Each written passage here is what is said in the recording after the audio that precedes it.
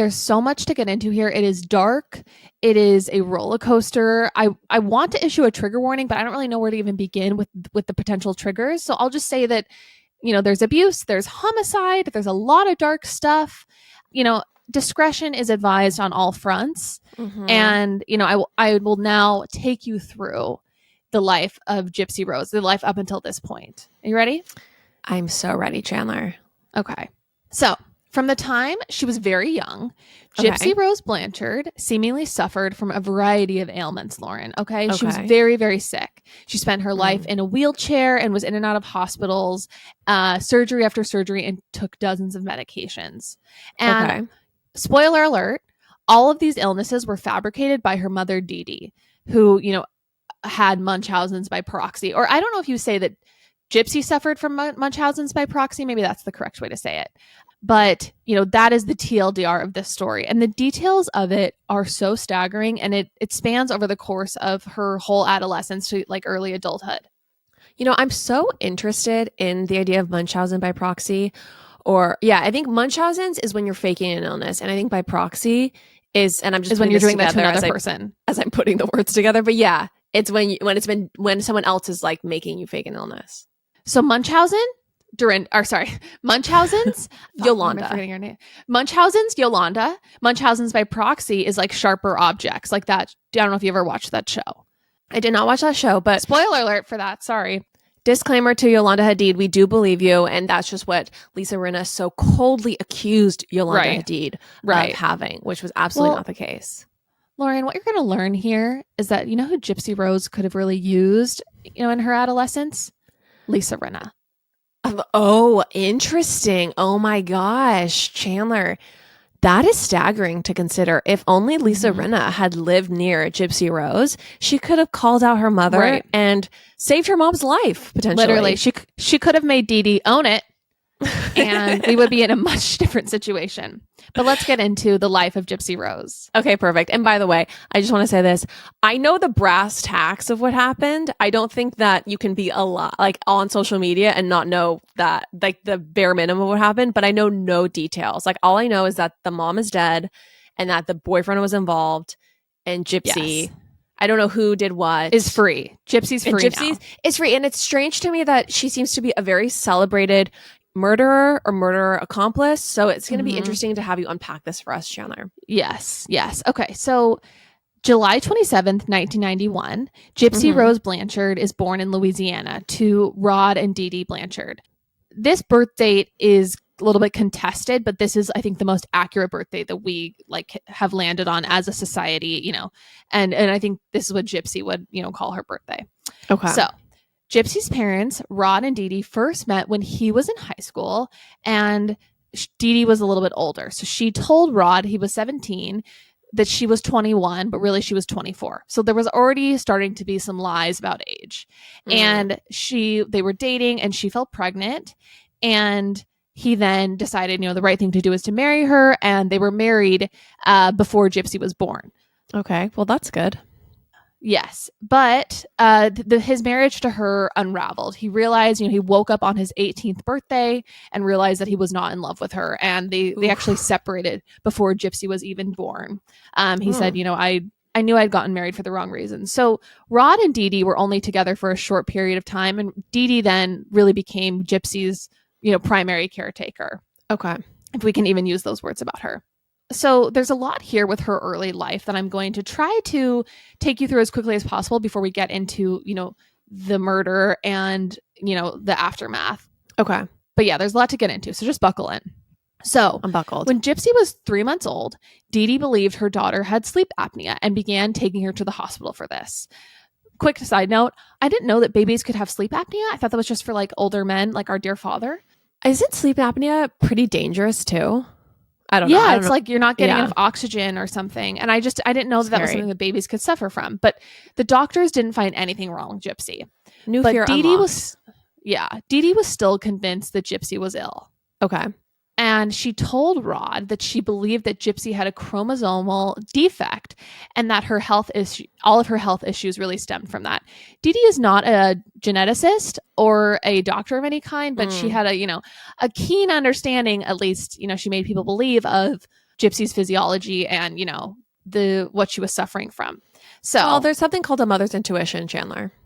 Ever heard totally. of it? I mean, I just think there's something about like a chromosome, like how does she know? But anyway. Yeah, that's definitely a stretch. I think one of your chromosomes is off, Lauren. I've been saying that for years.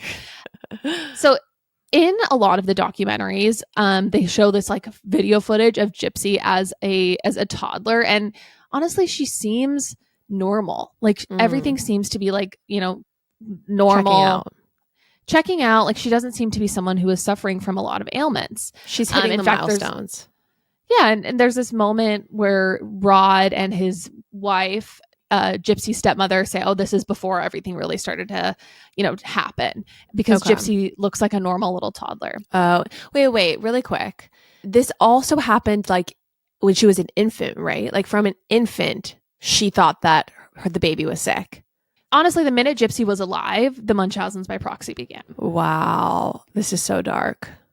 There's a ton too about Dee Dee and her just being in a generally like nefarious character. I'm not going to get into that because I just don't think we frankly have enough time. But Dee Dee had, clear as day, but Dee Dee had a lot of issues. So Gypsy Rose was allegedly diagnosed with leukemia when she was 8. This is what Dee Dee was telling everybody. And, Rod and his wife did not question it, and Dee Dee shaved Gypsy's head to make it appear like she had went through chemotherapy and forced her to take medications that made her lose her teeth and induce symptoms of medical issues that, Dee Dee told the doctors that Gypsy Rose suffered from. What's very interesting here is that Gypsy Rose's grandpa said that the only thing that he remembers is that she had a scrape from a motorcycle accident and that this turned into Gypsy Rose needing to wear a leg brace, which turned into her needing to use a wheelchair because she actually had muscular dystrophy. Stop. So I don't know how you go from a scrape to, muscular dystrophy to leukemia. And Dee Dee also said that Gypsy Rose had a fear of eating, which eventually led her to have a feeding tube surgically inserted into her stomach. My gosh. Which was very painful, which she would have to go in to get. So she just told doctors. And sorry, how old is she at this point? It's a little bit unclear, but they call it like, because even Dee Dee is lying about her age, but this is all basically from when Gypsy is like 0 to, I would say, 14 or so, is when like all of these bigger illnesses are starting to like show up apparently. And, this is just now Gypsy's new life as, someone who has a lot of like illnesses. Okay. And so she's able to convince doctors that Gypsy can't eat? Well, that she had a fear of eating, or that, I don't know exactly how she was able to do it. She was able to convince them of that particular part. But what is really dark and fascinating is that because Dee Dee was just a master manipulator, and the way that she claimed documents had been lost and, they moved around a lot. So doctors really had no set of records, or just had no track record to look back on and be like, oh, this actually doesn't make any sense because this doctor said she didn't have anything wrong. And oftentimes if Dee Dee went to a doctor with Gypsy and they didn't believe her, they said that something, that she actually was fine, Dee Dee would never take Gypsy back to that doctor. She would just shop around for a different doctor who would believe her. Gotcha. Okay. Wow. So Rod was in the picture, but not really. He maintained a close relationship with Gypsy when she was younger, especially when they lived in the same area. But as Gypsy got older and they moved around. Sorry, before I get to Rod, I just need more information on how she got Gypsy to go along with saying that she was afraid of eating. Like, how she got Gypsy to submit to these indignities. I think it's all that Gypsy knew. And so what I'm also driving at by, explaining why Rod wasn't really in the picture, because, he was a little bit when she was younger, but then once they, started moving around, he was farther away, and, they had more distance. It was just Dee Dee and Gypsy against the world. And they had this very close relationship where Dee Dee would harshly react if Gypsy tried to be independent at all. For example, when they would go to the doctors, Dee Dee would say, "Don't move your legs." And she would put a blanket over her legs so that they couldn't see if they were moving or anything. And then she would have her play with a stuffed doll, or a stuffed animal or a doll, to have her like also appear younger. So Gypsy was just not even treated like a person able to like advocate for herself or speak for herself at all. And so that's another reason why it was just Dee Dee's word. And the other thing that really gave credibility to Dee Dee's story was that they were getting like Habitat for Humanity built their house after they lost it in Hurricane Katrina. They were sent on like, Walt Disney trips. Like there was a lot of other like, there was outreach from the communities that added validity to like her story. Well, it's interesting. Like I've gotten a prescription refill through like one of those telemedicine things. And I always sound like I'm like a pill popper, which I'm not, but like if you have a previous prescription, it's so much easier to get that prescription versus being versus never having any documentation of having had it before. And so I bet you it's just like one piece of validation beget the next. So another big moment is that they lose their house due to Hurricane Katrina. Okay. And I think 2005 is when in 2005. And Dee Dee then claims that all of her medical records, all of her birth certificates and everything were lost in Hurricane Katrina. So it's like, doctors can't argue with that. That actually could have all been true. But this is really when, allegedly or apparently, Gypsy was born in 1991, but in 2005, Dee Dee says her birth certificate and everything has been lost. Gypsy is 14, but Dee Dee is claiming that, she's still very young, and she says she presented her younger than her age, and she told people that she only had the mental acuity of a 7-year-old. Sorry, I'm just thinking, I'm thinking like of these broader things, which is just like how much children will believe what their parents tell them and how dangerous it is when certain children, when I'm thinking of like FLDS people, right? I don't know why all roads lead me back to Warren Jeffs, but that's my brain. And I just think about like kids growing up in that environment. And, I listened to an interview with one of his many ex-wives, and she was talking about how like not really understanding anything about the planets and just like anything really when she was 20 because she was raised in an environment where there's no education. And I think it's hard for probably adults to conceive of having such a limited knowledge, but really when Gypsy only had her mom, and her mom telling her things, it does make sense that she just lived in this completely warped alternate reality. Right. Well, absolutely. She was incredibly sheltered. Dee Dee was her only connection to the outside world. We'll learn later on when she would use the computer, Dee Dee would supervise it, and that you'll watch footage of her. And she really seems very, very young, whether it's, her talking about princesses or fairy tales. It is clear that Dee Dee was keeping her in this infantile state or, really young adolescent state because she didn't want her to have any sort of independence or to open her eyes to the world. Another interesting little story, Dee Dee was in a car accident. I don't have exact dates on this, but Dee Dee was in a car accident and Gypsy had to stay with her grandparents. And that while she was with her grandparents, she would eat, walk, play, jump on the trampoline when her mom was not around, when her mom wasn't, there to see. And when Dee Dee came back and saw Gypsy Rose out of her wheelchair, she got very upset with Gypsy and told her to get back in her wheelchair. Wow. Okay, so there is some knowledge, obviously, of course. Yeah, and I think what I have sort of come to realize is that maybe Dee Dee wasn't telling Gypsy, hey, you don't know how to walk. And Gypsy was like, no, I know how to walk. But maybe Dee Dee was saying, your bones are really brittle. You can't really be walking because you're going to fall and break something. And then, then you'll be, X really serious thing that could happen if she were to try to walk or, move around. I mean, even think about how much just your mom tells you about like the body. And I remember so many times being like, oh, I feel like a little bump. And mom's like, oh, well, if you feel on the same side of your body, if there's symmetry, then it's supposed to be there. And like you learn so much just about how to be like a biological human from your mother. I think a lot of, most of us. So it's very interesting. I think that Dee Dee was all Gypsy had. Gypsy did not have a relationship really with Rod. Like there was nobody else in her life advocating for her, paying attention. Her grandparents didn't even really say anything after this, which is just like awful. So if we move on to... Sorry, I think I interrupted you. Yeah. I'm not sure you totally circled back on Rod not being around. There's not like, I don't have a chronological list of when he stopped, being super involved in her life, but basically they started to move around from place to place. Okay. And they moved several times. And I think that Dee Dee also sort of sheltered Gypsy from Rod, and there wasn't an open line of communication. Like, for example, Rod tells this story in the documentary where, he called her to say happy birthday on her 18th birthday. And Dee Dee said to him, don't tell her she's 18. Wow. And Rod was like, why? Why can't I tell her she's 18? It's her 18th birthday. And she's like, well, like, I don't want it to make her sad that she's 18 and, she can't really, she's not actually an 18-year-old, like kind of manipulated him in that way. So he didn't tell her that she was 18. Wow. So really like, Dee Dee controlled all the communication to Gypsy. Okay. So let's move on to some people who did sort of blow the whistle and did sort of think that something was amiss.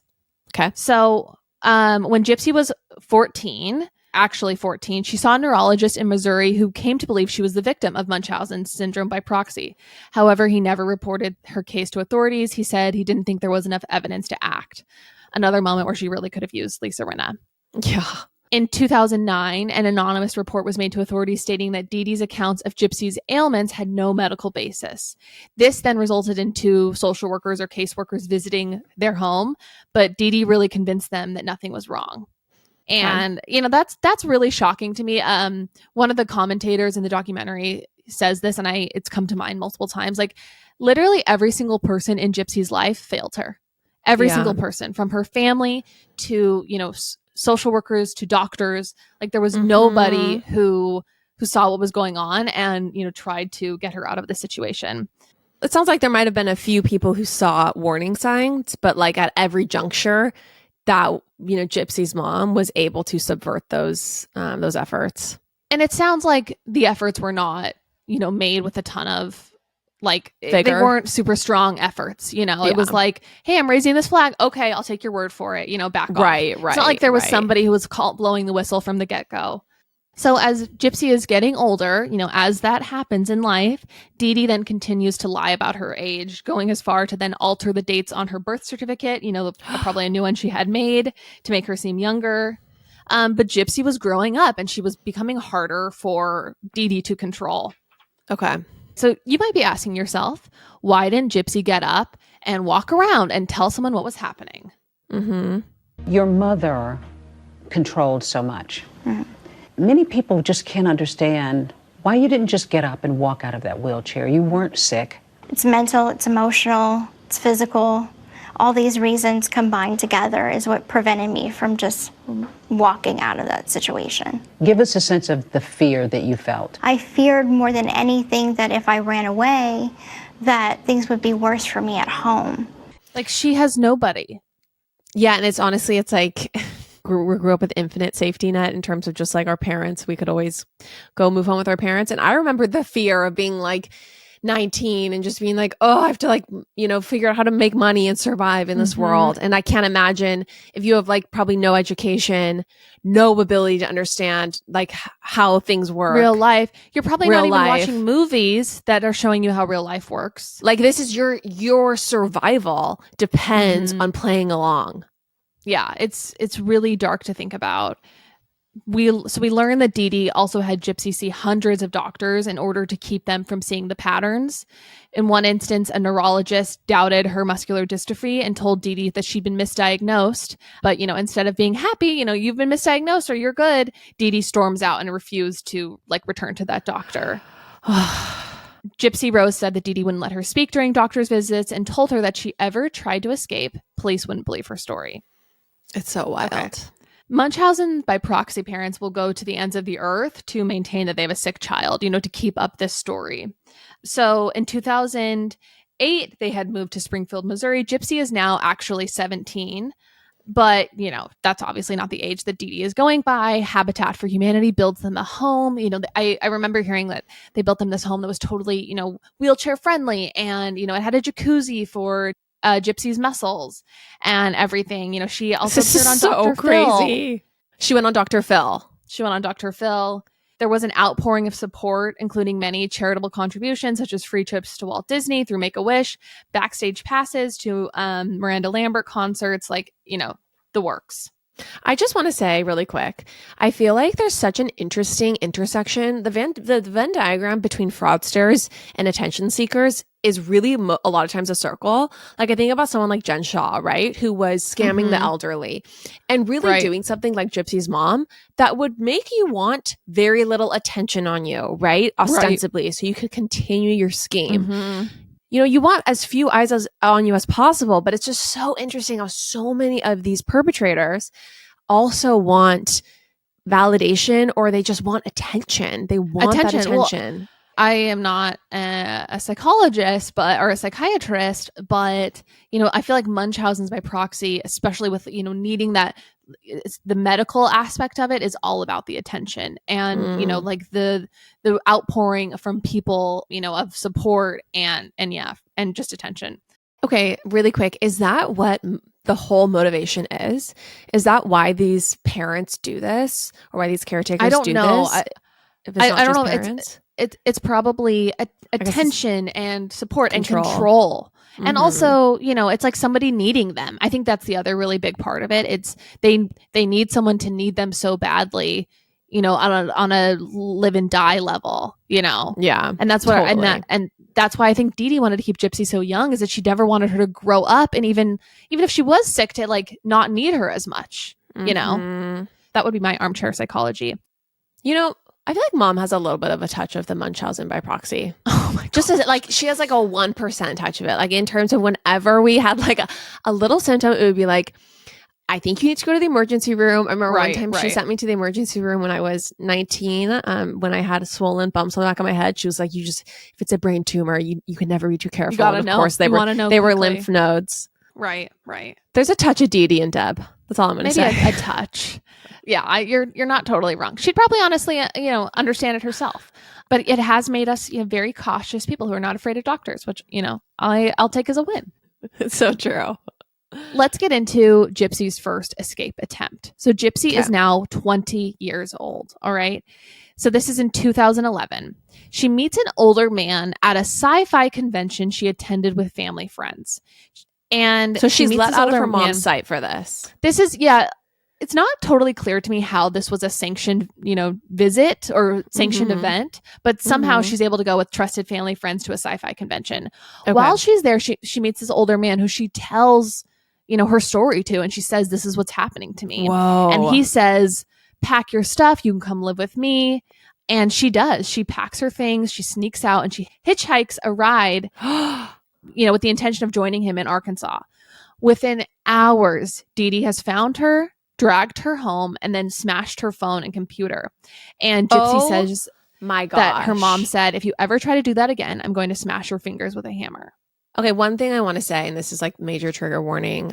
This whole episode's a trigger warning, but I just feel like I saw someone posted this thing about like going back to school, and like don't say anything like you're complaining about having to go back to school to your classmates, because you don't know how many of your classmates are just so grateful to be back in class because of the abuse they're enduring at home.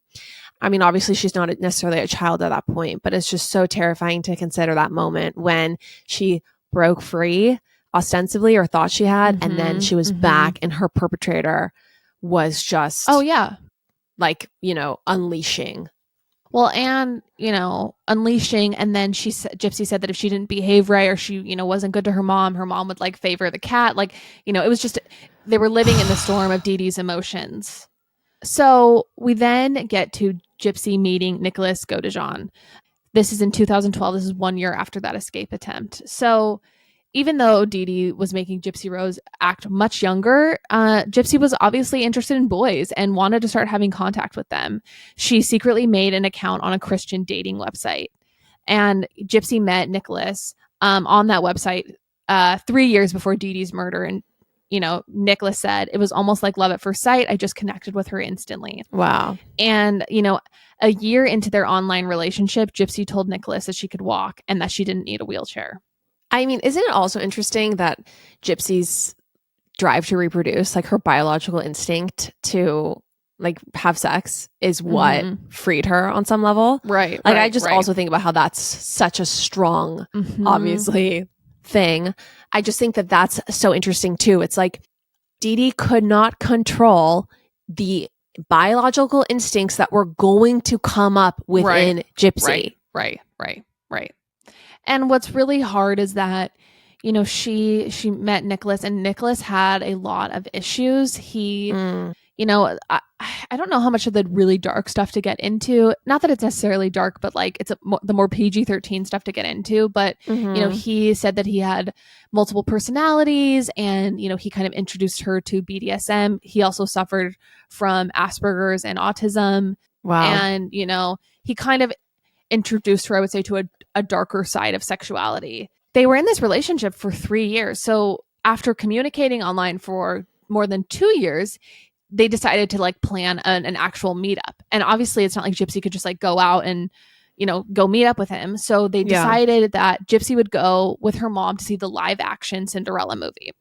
And that Nicholas would then, be there. And then they could have a meet in person that seemed natural. Okay. So, Gypsy dressed up as Cinderella and she saw Nicholas as her Prince Charming.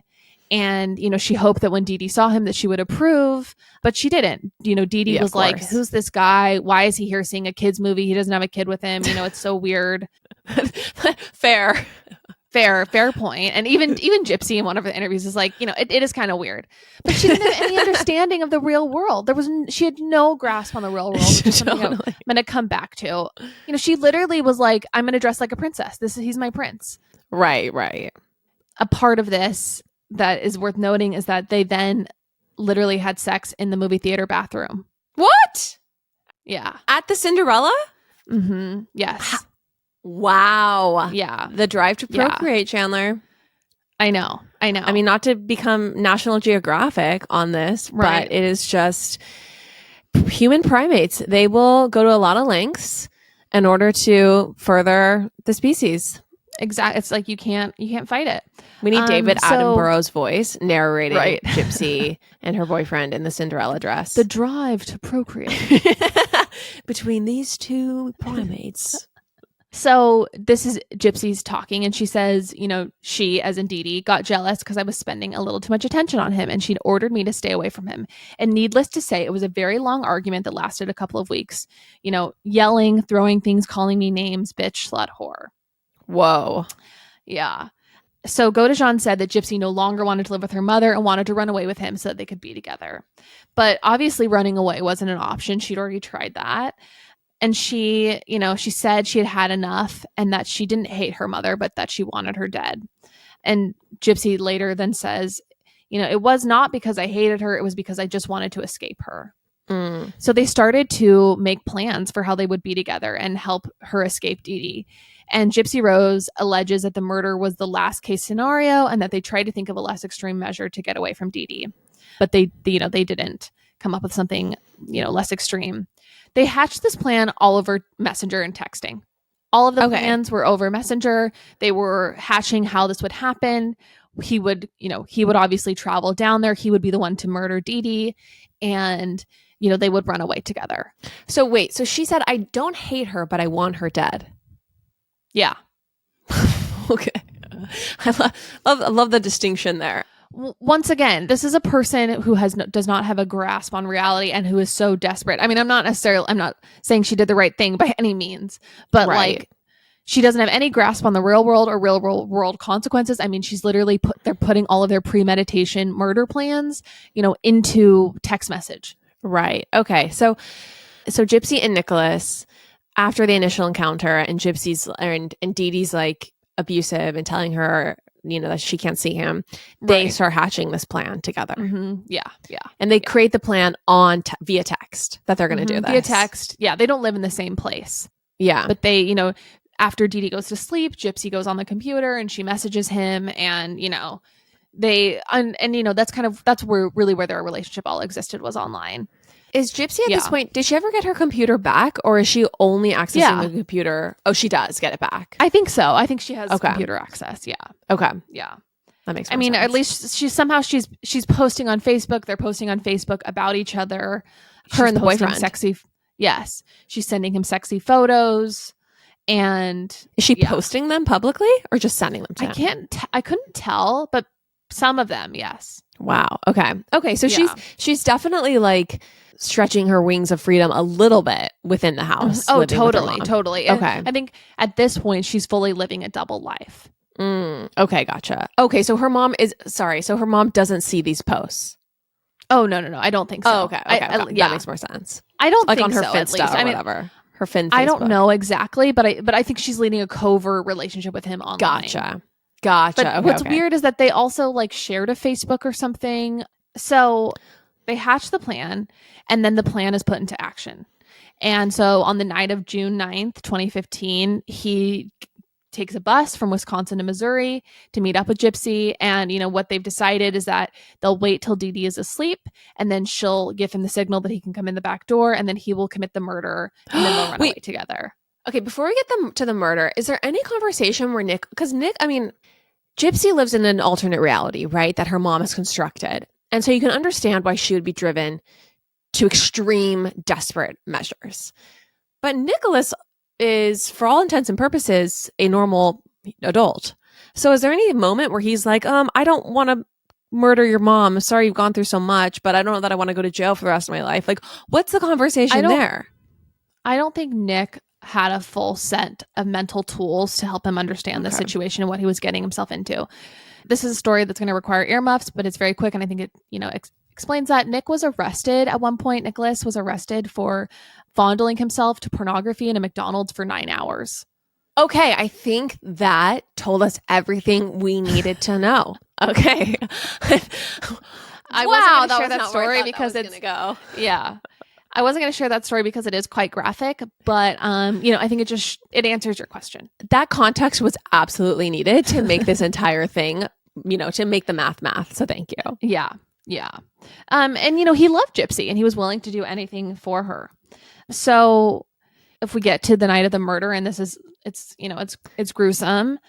She says that on the night of the murder, her and Dee Dee had actually given each other manicures and they'd had a really good night, and Gypsy had put Dee Dee to bed, and that she promised to be a good girl. She actually says that some of her, like, Dee Dee's last words to her were like, "Please don't hurt me." That night as she fell asleep. She falls asleep, and then Nicholas Godejohn enters the residence. Gypsy hid in the bathroom while he then stabbed Dee Dee to death. Oh my gosh. Mm-hmm. So yeah, it's horrific. It gets worse also. For me, this is the part where it's just like the wheels fully come off the bus, because this guy, there's something wrong with this guy. Like, yeah, be able to do that. I don't care what anyone's doing to anyone, to be able to take I'm not even going to say graphically what he did, but yeah, Gypsy talks about in the documentary that he, was into BDSM, and he wanted to rape Gypsy after. So then he raped Gypsy after the murder, like in the same house. And then they take off together. So then for several days, they kind of enjoyed life together. They were spotted, on a surveillance camera in Walmart, seeming to be just totally normal, not a worry on their mind. There's footage of that they took of them just kind of being silly, laughing hysterically in a hotel room. And, Gypsy says, "I honestly didn't think we were going to get caught. That never crossed my mind." Wow. Gypsy has no concept of the real world. Once again. Right. So they're just, they've done this thing. Obviously, it's going to be discovered that Dee Dee is dead eventually. Right. And they've left their fingerprints everywhere. There's been no efforts to cover up the murder. Right. So, and we'll get to whatever efforts were done that were just not thought through. So, okay. 5 days later. Should not be laughing. Excuse me. Gypsy wrote on Gypsy and Dee Dee's joint Facebook page, "That bitch is dead," which then immediately sparked concern from Dee Dee's friends. There was also another very graphic message that comes after, but I feel like I've said enough things and my stomach already hurts. I want to hear it. Look that up. You do want to hear it? I think so. I think you should just look it up. It's just too much. It's just it's gratuitous, and it makes my stomach hurt. We'll save it for the documentary people, for the sickos like me who want to hear more about this. Yeah, exactly. I've also heard it and seen it so many times from researching this. I'm good. I've got the picture. Good. So her friends kind of freak out. They don't, they're confused by this post. They're unable to get into contact with Dee Dee. They alert the authorities. Police find Dee Dee's body in her home. That's 5 days later. By this point, Gypsy and Nicholas are back in Wisconsin. So the police were able to trace the IP address of the Facebook post to Big Bend, Wisconsin, where Gypsy and Nicholas were staying. They had gone back to live with Nicholas and his family. And what they had told Nicholas's family is that, Gypsy was homeless and that her mom had kicked her out. They were living in a shelter and her mom had kicked her out or something. So police raided Nicholas Godejohn's family home and arrested him on Gypsy of charges of murder and felony armed criminal action. And it was easy for them to make this arrest because the pair had brought their bloody clothes with them, and then they had mailed the murder weapon from Springfield to his house. I'm sorry. Yeah. Yeah. Okay. Wow. Yeah. They brought the clothes with them, did not destroy them. Mm-hmm. Mm-hmm. I am. Yeah. Wow. There are no words, Chandler. I know. It's horrifying and so also befuddling. That's baffling. I'm, all of the above. Gypsy says, though, that she was the one who actually wrote the post that bitch is dead. And she says that she wrote that so that someone would find her mother's body. She says, I couldn't stand the thought of her just there because of what happens if it would have taken months to find her. So I wanted her to be found so that she could have a proper burial. Once again, she's not understanding the consequences and that people are going to be scratching their heads about what has happened. Right. Obviously, this shocks the community who thought that this was just this like sweet mother-daughter, situation where the daughter was just suffering from all these illnesses. Many of the law enforcement involved just say it's the craziest thing they've ever, been a part of. And what I think is also interesting to note that Godejohn was arrested and charged with murder. Both originally pleaded not guilty to first-degree murder. Many others who knew Gypsy's story when she first appeared in court were really so surprised that she could even walk and not use a wheelchair. I think that was a huge part of it, was that she could walk. Even her father, he said he was under the impression that Dee Dee was truthful about her illnesses. And when he saw her in court, he even said, I was happy she was walking. It was like a huge batch of mixed emotions. And then, he said, big red flags, questions. I felt so stupid. If she can walk, what else have I been lied to about? Oh my gosh. I don't know. It's also her father definitely, it's of course, it's the dad's not involved. He has no participation almost in her. I mean, I know nothing about this guy, but it sounds like he's just another father who, another Paris Hilton's husband who just abandoned the child. And I guess all the roads also go back to Carter Ream for me. But it's just it's imagine if the dad had been involved and actually knew his kid enough to know, taking more the of an dad interest. Wanting an authentic relationship with his daughter could have more than also just calling her prevented on her all of birthday. this. I just want to say that men are also the problem here. Right. One of my favorite people on Instagram always uses the expression, men aren't people. Sometimes that feels like it applies. Sometimes it feels like it applies. Sometimes it absolutely does. Okay, please proceed. Let's get to a clip where Gypsy Rose says that in a lot of ways, going to prison was the best day of her life so far. Oh, wow. Since my incarceration, I am finally free to build relationships and friendships. The best memory that I have in my entire life is the day that I got to prison and I got to go out to the picnic tables. And I'm like, I'm free. I'm free to have friends. I'm free to do what I want. I might be in a controlled environment, but this is nice. You're making me cry. It's the truth. It's such a good memory. I think that just puts into perspective how dire her circumstances were. Yeah, completely. I mean, because I think that before this started, I really was just what? This girl killed her mom? And everyone's Gypsy taking, right. I mean, I see all these influencers parading her around as their BFF. And I'm just right. What? It feels a little warped. Yeah. And I think that, so did we get to the sentencing yet? So basically Nicholas is sentenced to life in prison. Okay. And, yes. He argues in court that he killed Dee Dee to free Gypsy Rose, but he's sent away for life in prison. So then Gypsy pleads guilty to second-degree murder and is sentenced to 10 years in prison, but she obviously has been released after 8 on parole. And is the boyfriend still in prison? I think so. Okay, so the new guy she's life with in is prison. not that guy. No, I feel like I've seen. No. So we'll get to that. Okay, and I just want to say this really quick. I'm grateful that our justice system has this ability to make these distinctions, right? Yeah, no, I think this was a fair sentencing.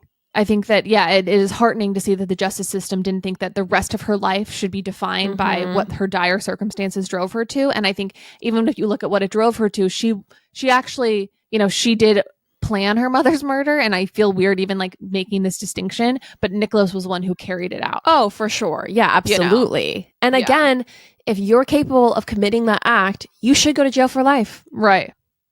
So Gypsy Rose was actually engaged in 2019 to a mystery man, but then they split up. She got she got some attention in prison, and she meets the love of her life, Ryan Scott Anderson. In prison. He's not a prisoner. So this is an interesting story. So they first connected in 2020 during, when it was lockdown COVID and Tiger King was popular. And Ryan's coworker told him that she was going to write a letter to Joe Exotic. He told his coworker that if she wrote him, he would write Gypsy. Wow. Okay. He said, I tell you what, if you write him, I'll write Gypsy Rose Blanchard. I had watched her documentary, Mommy, Dead and Dearest, like 3 years before that. And then the act came out and I never watched the act. But I remember my friends talking about the act. And I was like, I'll watch the documentary again. So it was kind of fresh in my mind. After he didn't really expect anything back. But after he sent it, she responded and they began a back and forth exchange. Wow. I just think it's worth noting. There's a whole subgenre of people who fall in love with people who are incarcerated. I actually get served a lot of videos on my reels on like TikTok and stuff about like people who are they're like, I'm in love with a prisoner. Oh yeah. It's actually I saw this one a couple days ago. It's tough out there. Just be grateful there's a ring on your finger, Chandler. It's tough out there. And Lauren, I think something you should consider is that if things go south, what prisoner should you write? I think you have great chances with a prisoner. I think I have great chances with a prisoner. And if I ever go to prison, this is at least a silver lining for me. That hopefully... Is it only a male to female thing, though? Or like a female to male thing? Oh, no. The person I stumbled across is like someone... It's a girl who's on the outside who's writing to a guy on the inside. I feel like I would assume that. But do men ever go after female prisoners? Or is this just a privilege exclusive to male prisoners? This might just be a Ryan Anderson thing, but I'm not sure. Patriarchy. Another benefit of the patriarchy. Okay, please continue. So this brings us to men, up to not to us, obviously. So they're married in prison. So now they're married, and this brings us to present day, December 28th, when she is released from prison, and she, steps on the scene of the world at large, and we are now receiving this huge outpouring of Gypsy Rose content. We have Get Ready with Gypsy Rose. We have Not Skinny But Not Fat interviewing her. Like it's craziness. Okay, well, I am so glad we did this because I really felt like, and I was shocked when I did that poll on Instagram because over half of the people said I have no idea what's going on as well. So I feel like now I'm in the know. I'm so excited to watch The Act and Mommy, Dead and Dearest and honestly enjoy all this content. So thank you, Chandler. This was phenomenal. There's one more little anecdote I want to leave you with, okay? Okay, great. Gypsy is receiving hate. She's stepping on the scene of social media. Of course, there are going to be people who, do not believe in her and who honestly want to throw stones at her relationship. So let me just read you, what she said, what she clapped back to the haters after they, I think they were making fun of her husband. Okay. So let me just find this exact quote because I don't want to mess it up because it's quite the quote. She said, Ryan, don't listen to the haters. I love you and you love me. We do not owe anyone anything. Our family is who matters. I love you. Besides, they are jealous because you are rocking my world every night. ... Yeah, I said it. The D is fire. Stop. These are my final thoughts after that exchange. Gypsy is like a newborn baby teenager who is just barely experiencing the actual real world. She was like born prison on her was first good. day literally she was born on her first day of prison and now she's like growing up in the real world. Now she's like in her 30s. She has no concept of normal or what is adequate behavior or anything. And so I do worry about her a little bit being in the public eye, but I wish her the best. And I think what's been sweet to see is that when she posts something, people are so sweet to her in the comments. Like people are like, girl, like I love those nails, you look so good. Like there's so much adoration of just and honestly like love for her that it does warm my heart a bit. So I wish Gypsy Rose all the best. I know this is not an adequate analogy, but it's kind of like Christine Brown on Sister Wives. Like, I feel like she had a really hard first chapter of her life. And now this next chapter, people are just so obsessed with her and love her. And Right. Anyway, you love to see that. You love to see the pendulum swing, and people who've been through a hard time really receive so much love. So Chandler, truly thank you. This was phenomenal. One quick thing, you guys, if you want to listen to another bomb episode of this podcast, or do people still say bomb in 2024, Chan? Fire. That D is fire. If you want a P that's fire, a podcast that's fire, our new bonus episode on Ballerina Farm, giving birth, is very good. I'm just going to say it's very good. It is. People are like on fire in the comments talking about it. So it's on Patreon. And then also, reminder, if you want to subscribe to Close Friends on Instagram, you can do that on Patreon. And your window to do that closes Friday, end of day. So send us a message Wednesday on Patreon with your Instagram handle, and we will add with you. your handle. Exactly. Chandler, this was so good. Thank you so much. Thank you. Thank you. Everyone for listening. Yeah. Thank you so much for listening, you guys. Love you. And we'll be back on Patreon on Friday. Love you guys. Bye. Love you.